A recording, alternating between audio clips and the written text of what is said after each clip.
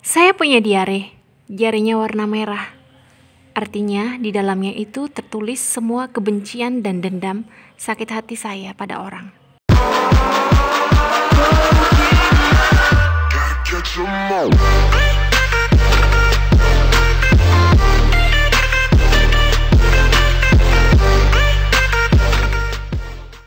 Saya punya banyak diare. Ada yang warna hitam, pink, dan merah. Hitam itu khusus untuk menulis semua kisah-kisah tentang hidup saya dari awal sampai akhir sebelum berumah tangga. Lalu yang pink itu kisah percintaan saya kepada siapapun, termasuk pada suami saya. Dan yang warna merah ini adalah diare yang saya tulis mengenai kisah-kisah yang menyakitkan yang terjadi dalam hidup saya. Kisah-kisah yang menyedihkan, semua saya tulis dengan detail karena saya orangnya tidak suka bercerita dan curhat sama orang atau bercerita sama tetangga. Semuanya saya rangkum dalam diare merah ini. Tetapi ketika saya baca lagi, maka luka-luka lama itu berdarah lagi. Ya, begitulah hebatnya membaca sebuah buku.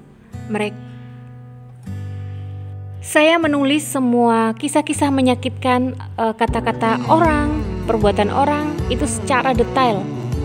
Dari tanggal, hari, bulan, lalu mimik wajah orang yang menghina saya pun saya tulis dengan detail. Tapi setiap kali membaca itu, hati saya menjadi sakit lagi dan dendam saya jadi membara.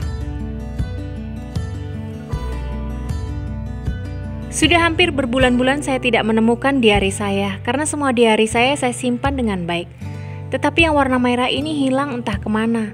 Mungkin karena kami sibuk ngurusin pindahan rumah, jadi dia tidak terlihat.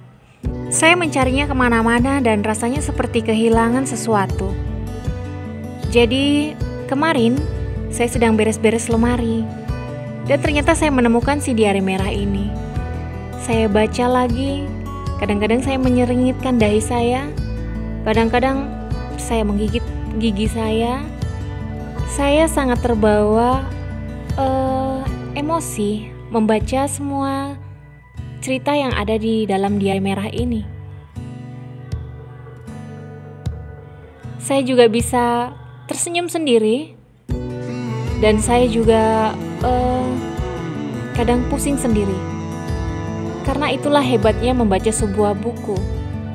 Buku yang kita baca bisa mempengaruhi pikiran kita loh teman-teman. Lain dengan melihat video, lihat TV kayak gitu. Tapi kalau membaca diari itu sampai ke dalam hati pun kita terasa mengikuti alur cerita yang kita baca. Akhirnya saya memutuskan untuk membakar diari saya. Karena apa? Itu adalah kisah lama. Dan kisah-kisah menyakitkan itu memberi pelajaran dalam hidup saya. Dan hati saya menjadi kuat. Tidak gampang cengeng lagi dan tidak gampang marah lagi. Mungkin karena seringnya disakiti oleh orang, dihina oleh orang, maka hati ini kayaknya sudah kebal.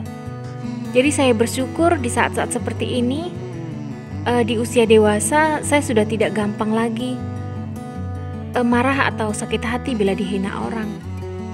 Itu karena silih bergantinya hinaan yang pernah saya alami dulu. Ya, sekarang saya akan bakar buku ini. Karena tidak ada gunanya marah, dendam, benci sama orang-orang yang pernah menyakiti hati kita. Hidup harus terus berjalan dan menjadi lebih baik lagi. Betul kan teman-teman? Maka semuanya akan saya bakar sampai tidak bersisa. Sama seperti saya bakar rasa-rasa benci saya dalam hati saya. Terima kasih.